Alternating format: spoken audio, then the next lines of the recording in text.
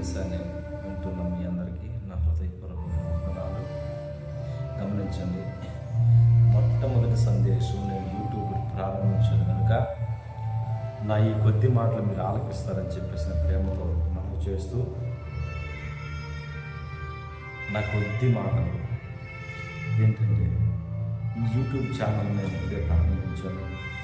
దేవుని మాటలు చెప్పడానికి మాత్రమే, అన్ని విషయాల్లో కన్నా దేవుని మాటలు జ్ఞాపకం చేసుకోవడం చాలా గొప్పది కనుక. ఎందుకంటే ఈ లోక ఆచారాలన్నిటి నుంచి విడుదల పొంది పరిశుద్ధమైన బైబిల్ని చేతపట్టుకొని దేవుని వాక్యాన్ని ప్రకటించేటువంటి ధన్యత మనకి కనుక దొరికిందంటే అది ఎన్ని కోట్లు ఇచ్చినా కానీ కొనలేని ఒక గొప్ప సంతోషాన్ని ఇచ్చే అది ఒక బహుమతి లాంటిది. ఎందుకంటే ఈ లోకంలో సంబంధించినటువంటి వ్యవహారాలు ఏవైనా కానీ మనకి కొంత మట్టుకి సంతోషాన్ని ఇస్తాయి, అవి కొంత మట్టుకి ఆనందాన్ని ఇస్తాయి, అవి కొంత మట్టుకి మనకి ఊరటనిస్తాయి. ఇది చూడండి, మనకు ఒక సమస్య వచ్చిందంటే ఆ సమస్య 10 మందితో చెప్పుకుంటే ఆ 10 మంది ఇంకో 10 మందికి చెప్తారు. మన కష్టాలు కనుకుంటే మనల్ని ఓదార్చి ఒక స్నేహితుని చూసుకొని చెప్పినప్పటికీ తను ఎంత నమ్మకంగా ఉన్నా కానీ ఏదో ఒక విషయంలో మనతో కనుక గొడవ వచ్చిందంటే అతను ఆ విషయాన్ని బయటపెడతాడు. కానీ మన కష్టాల్లో, మన సుఖాల్లో, మన శోధనలో, మన వేదనలో, మన బాధల్లో, మన శ్రమల్లో మనకు అనేక సందర్భాలు ఎంతో దుఃఖకరమైనటువంటి ఆలోచనల చేత నింపబడి మన హృదయం కృంగి కృషించి ఏమి చేయలేని పరిస్థితిలో ఉన్నప్పుడు ఇదిగో నేనున్నాను అని చెప్పేసరి ప్రభువైన యేసుక్రీస్తు మనతో మాట్లాడడానికి ఎప్పుడు సిద్ధంగా ఉంటాడు. దేని ద్వారా? వాక్యం ద్వారా. గమనించండి, దేవుని వాక్యాన్ని మనం వినేటప్పుడు శ్రద్ధాశక్తులు కలిగి ప్రతి ఒక్కరు ప్రేమపూర్వకంగా దేవుని వైపు చూస్తూ దేవుని వాక్యంలో ఆయన లిఖించబడిన ప్రతి ఒక్క వాక్యం మనతో సూటిగా స్పష్టంగా ఖచ్చితంగా మాట్లాడుతుంది. ఎటువంటి సమస్య అయినప్పటికీ ఆ సమస్యను తీర్చగలిగేది సర్వశక్తుడైన దేవుడు మాత్రమే. ఆయన తప్ప వేరొకరు ఎవ్వరు కూడా మన సమస్యను తీర్చలేరు. ఎందుకంటే ప్రభువైన యేసుక్రీస్తు నిన్ను నన్ను సృష్టించి ఏమంటే ఈరోజు మనం ఈ విధంగా ఉన్నామంటే దేవుని యొక్క ఉచితమైన కృప. ఆయన కృప తప్ప వేరొకటి లేదు. ఎందుకంటే ఈరోజు మనం సజీవుల లెక్కలో ఉన్నామంటే దానికి కారణం ప్రభువైన యేసుక్రీస్తే.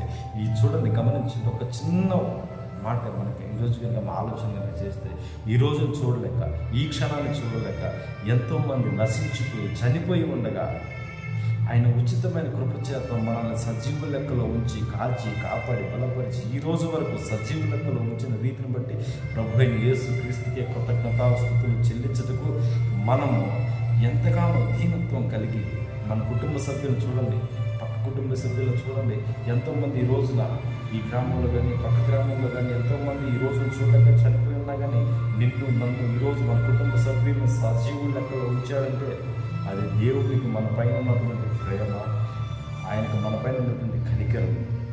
కనుక దేవుని వాక్యాన్ని నేను ధ్యానించబోతున్నాను. కొద్ది మాటలేనండి. వాక్యం ఈరోజు యూట్యూబ్ ఛానల్ నేను క్రియేట్ చేసుకున్నాను. వాక్యాన్ని లైవ్లో ప్రతిరోజు అందించడానికి సిద్ధపాటు కలిగి ఉన్నాను. కనుక మీ సహోదరులాగా నన్ను స్వీకరించి ప్రతి ఒక్కళ్ళు ఈ యూట్యూబ్ ఛానల్ని సబ్స్క్రైబ్ చేసుకోండి. ప్రతి ఒక్కరికి ఈ వాక్యాన్ని ఫార్వర్డ్ చేయండి.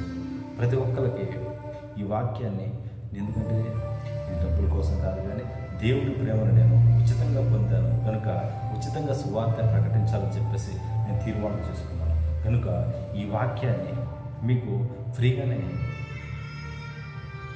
అందించడానికి ప్రభు నాకు కృపనిచ్చారు. ఎందుకంటే యూట్యూబ్ ఛానల్ వచ్చిన తర్వాత డబ్బుల కోసం కాదు కానీ దేవుడి ప్రేమని ఉన్నట్లుగా సూటిగా స్పష్టంగా మీతో తెలియచేయడానికి నాకు తెలిసిన ప్రభు నా పైన ఉంచినటువంటి భారం కొలది నాకు తెలిసినటువంటి ప్రభు నేను మాట్లాడిన కాదు కానీ ప్రభు అయిన యేసుక్రీస్తు మాట్లాడాను. కనుక ఆ ప్రభు అయిన యేసుక్రీస్తు మాట్లాడే మాటలు ప్రతి ఒక్కటి కూడా మీకు ఖచ్చితంగా వినసొంపుగా ఉంటాయని చెప్పేసి నేను నమ్ముచున్నాను. దేవుని వాక్యం ఒక మాట ఉంటుంది కదా, ఏమన్నా కీర్తన కింద మొదటి అధ్యాయం మనం చూసుకున్నట్లు కనుకైతే అందులో స్పష్టంగా ఒక మాట రాయబడి ఉంటుంది. మనం ఎందుకు ఎక్కడెక్కడ ఉండాలి, ఎక్కడికి ఉండకూడదు, ప్రతి ఒక్క విషయంలో కూడా ప్రభువైన యేసుక్రీస్తు మనకి స్పష్టంగా ఖండితంగా ఖండించినట్లు చెప్తాడు. అక్కడ ఏమని చెప్తాడు? ఒకే ఒక్క మాట చదువుకున్నాం. ఆ ఒక్క మాట చదువుకొని మనం సెలవు తీసుకున్నాం. దుష్టుల ఆలోచన చొప్పున నడువక, పాపుల మార్గమున నిలువక, అపహాస్యకులు కూర్చున్న చోట కూర్చుండక, యెహోవా ధర్మశాస్త్రమునందు ఆనందించుచు దివారాత్రులు దానిని ధ్యానించువాడు ధన్యుడు. అతడు నీటి కాలువ యోరన నాటబడి ఉన్నదై ఆకువాడక తన కాలం ముందు ఫలమిచ్చు చెట్టు వలె నుండును. ఎందుకంటే ఈరోజు కనుక మనం చూసినట్లు కనుకైతే ఈరోజు మనం ఈ లోకంలో దేవుని గ్రహించలేక, దేవుని ప్రేమను గ్రహించలేక, దేవునితో ఉన్నటువంటి అనుబంధాన్ని తెంచుకొని ఈ లోకానుసారమైనటువంటి ఆలోచనతో, ఈ లోకానుసారమైనటువంటి వ్యక్తులతో కనుక మనం నడుస్తున్నట్లయితే వారు మనల్ని చక్కగా తీసుకుపోయేది ఎక్కడికంటే నరకానికి, ఎక్కడికి పాతాళానికి, ఎక్కడికి నాశనానికి, ఎక్కడికి శాపకరమైన జీవితానికి. ఎందుకంటే సామెతలు 7వ అధ్యాయంలో మాట ఉంటుంది, వేశ్యలు తిరిగి చోటుకు వాళ్ళు తిరిగేది ఈరోజు యవనస్తులు. ఎటువంటి పరిస్థితుల్లో ఉన్నారు ఒక్కసారి గమనించుకోండి. ఎందుకంటే దుష్టుల ఆలోచన చొప్పున నడువక, పాపుల మార్గం నిలవక, దుష్టుల ఆలోచనలు, వాళ్ళ ఆలోచనలన్నీ కూడా ఏ విధంగా ఉంటాయంటే ఒక కుటుంబాన్ని, ఏ కుటుంబాన్ని నాశనం చేద్దాం, ఏ కుటుంబాన్ని చీల్చి చెందాం, ఏ కుటుంబానికి పురులు పెడదాం, ఏ కుటుంబాన్ని నాశనం చేద్దామని ఆలోచన చేస్తారు. దుష్టులు ఆలోచన పాపుల మార్గంలో పాపం అనగా పక్క కుటుంబాన్ని, పక్కవాడి ఆస్తిని, పక్కవాడి భార్యని, పక్కవాడి స్వాస్థ్యాన్ని అనుభవించాలనేటువంటి ఆలోచన కలిగినటువంటి వారికి దూరంగా మనం ఉండాలి. అలా కనుక ఉన్నట్లయితే దేవుడు మనతో మాట్లాడే మాటలు, ఒక్కొక్క మాట ధ్యానించడం, ఒక మాట మాట్లాడుకొని దేవుని వాక్యాన్ని ధ్యానించుకొని సెలవు తీసుకుందాం. కీర్తన గ్రంథం 91వ అధ్యాయం 1వ వాక్యంలో ఏమనుందంటే, దీనికి సాదృశ్యంగా నేను ఈ వాక్యాన్ని మీకు చెప్తున్నానండి. చూడండి, అక్కడ మహోన్నతుల చాటును నివసించువాడు, సర్వశక్తిని నిలవ విశ్రమించువాడు, ఆయన నాకు ఆశ్రయము, కోట, నేను నమ్ముకున్నాను దేవుడు, నేను యెహోవా గురించి చెప్పుచున్నాను. వేటగాని ఊరిలో నుండి ఆయన మాత్రమే నన్ను విడిపిస్తాడు. చూడండి, అక్కడ నా వేటగాని ఊరిలో నుండి నిన్ను విడిపించును, నాశనకరమైన తెగులు రాకుండా నిన్ను ఆయన రక్షిస్తాడు. నీకు నాశనకరమైన తెగులు తెలుసు కదండి. నాశనం అంటే కోరి తెచ్చుకునేదే నాశనం.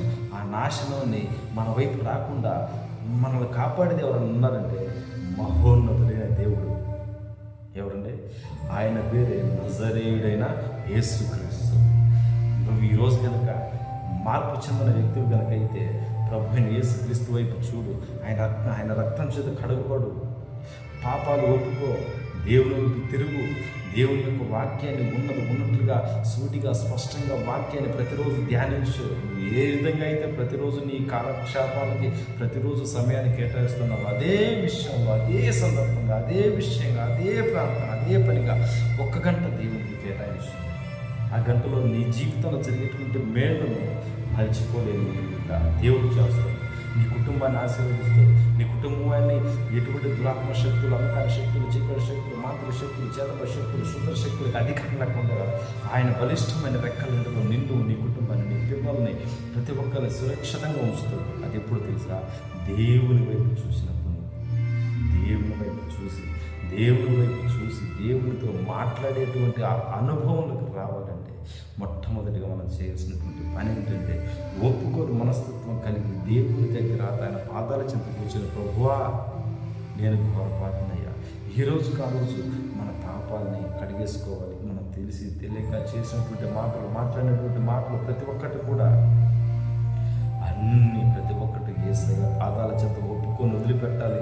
ఈరోజు ఉదయకాల సమయం అంతా కూడా నువ్వు ఒక షర్ట్ వేసుకున్న, వైట్ షర్టు, ఆ వైట్ షర్ట్ వేసుకొని ఊరంతా తిరిగావు, సాయంత్రానికి తిరిగి వచ్చావు. అదే బట్టల మీద పడుకుంటే మళ్ళీ ఏమంటారు? నిద్ర పడుతుందా? లేదు. ఆ బట్టలు గుడ్డలు విడిచేసి వాటిని మళ్ళీ స్నానం చేసి వేరే బట్టలు వేసుకొని పడుకోవాలి. మళ్ళీ ఉదయం అదే ఇడిచిని మళ్ళీ వేసుకుంటారా? లేదు కదా. వాటిని ఉతకాలి. ఎట్లా? సంపేసి ఉతికితే కానీ నువ్వు ఒకరోజు తిరిగి వచ్చిన మురిగిపోవడానికే ఇన్ని మూడు ప్రయత్నాలు చేయాలి. ఒకటి సబ్బు, ఒకటి సరుకు, ఒకటి బ్రష్, ఇవి వేస్తేనే పోతుంది. కానీ ఈరోజు మనం తెలిసి చేస్తున్నటువంటి పాపాలు నువ్వు నీ నోటికి ఎంతమంది దూషిస్తున్నావో, నీ ఆలోచన ఎటువంటి ఆలోచన చేత చెడు తలంపులు వస్తున్నాయో, చెడు ఆలోచనలు వస్తున్నాయో, ఎంతమందికి నువ్వు కీడు చేయాలన్న ఆలోచనలు నీ మధ్యలోకి వస్తున్నాయో అవన్నీ కూడా నీలో నుంచి పోవాలంటే దేవుడికి మినిమం 1 గంట సమయాన్ని కేటాయిద్దాం. దేవుని వాక్యాన్ని ధ్యానిద్దాం, దేవుడితో నడుద్దాం, దేవుని పాదాల దగ్గర కూర్చున్నాం, దేవుని వాక్యాన్ని ప్రతిరోజు ధ్యానిస్తూ ఆయనపై ఆనుకుని జీవించి అటువంటి కృపను మనం పొందుకోవాలని ప్రేమతో మీ అందరికీ మనవి చేస్తూ నేను ఈ యొక్క కొద్ది 2 మాటలు మీకు అది చెప్పాను. దయచేసి గమనించండి.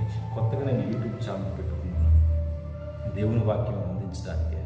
కనుక ఈ యొక్క యూట్యూబ్ ఛానల్ మీకు అనుకూలంగా కనుక్కుంటే, మీతో ప్రభువు మాట్లాడతాడు అని చెప్పేసి అనుకుంటే నేను కాదు కానీ మాట్లాడేవాడు ప్రభు నేను యేసుక్రీస్తు. కనుక మీరు ఈయన మాట్లాడతాడు ప్రభు నాతో అని చెప్పేసి అనుకుంటే 10 మందికి షేర్ చేయండి, సబ్స్క్రైబ్ చేసుకుంటూ అవకాశాన్ని కూర్చోండి.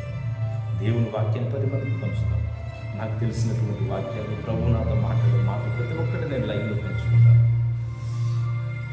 కనుక ఈ కొద్ది మాటలు ప్రభు యేసుక్రీస్తు మీ వినికిడిలో భద్రపరచును కాక, మీ హృదయమైన పలక మీద వాటిని ముద్రించును కాక. కొద్ది ప్రార్థన చేసుకొని ముగించుకున్నాం. ప్రేమ కలిగిన తండ్రి ప్రభువానికి స్తోత్రాలు చెల్లిస్తున్నాను. ఇదిగో నా తండ్రి, ఈ 10 నిమిషాలు నా తండ్రి వీడియో నా తండ్రి నా ప్రభు నేను మాట్లాడే నా తండ్రి నా ప్రభు యేసయ్య నా తండ్రి, నేను కదయ్యా మాట్లాడినవాడు మీరు కనుక నా తండ్రి నా ప్రభు యేసయ్య ఈ వాక్యాన్ని నా తండ్రి అయ్యా నేను ఎలా నడవాలో, ఏ విధంగా ఉంటే నీ దగ్గర మీకు సమీపంగా ఉంటాము నా తండ్రి, మీరు మాకు తెలియజేసిన రీతిని బట్టి నీకు కృతజ్ఞతాస్తుతులు స్తోత్రాలు చెల్లిస్తున్నాను దేవా. ఇదిగో నా తండ్రి ఈ యొక్క సందేశాన్ని విన్న ప్రతి ఒక్కరు నా తండ్రి పేరు పేరు వర్షం దీపించి ఆశీర్వదించమని, వాళ్ళ కుటుంబానికి మేలులు నిండుగా దయచేయమని, వాళ్ళ కుటుంబాల చుట్టూ దేవదూతల కాపుదలని అగ్ని ప్రాకరణ తోడుగా ఉంచుమని, ఈ రాత్రికాల సమయం ముందు నా తండ్రి వాళ్ళకి సుఖమైన చురుకైన వెలుగులు తెచ్చామని, వేకుజాము లేచి నీ వెతుకులకు సహాయం కలిగించామని, నీ పాదాల చెంత కూర్చున్న వాళ్ళకి నీతో గడుపులకు సహాయం కలిగించామని, కలిగి ఉన్న ఇబ్బంది వీరికి సమస్తంలో తీసివేయమని ఈ నామానికి మహిమ తెచ్చుకోమని యేసయ్య ఉన్నతమైన నామం అడిగి వీరికి ప్రార్థించుకుంది నామ తండ్రి. ప్రతి ఒక్కరికి వందనాలండి. రేపు ఉదయకాల సమయం ఒక వర్తమానాన్ని రిలీజ్ చేస్తాను కనుక తప్పకుండా వీక్షిస్తారని చెప్పేసి నమ్మచ్చు. సెలవు తీసుకుంటాం. వందనాలు.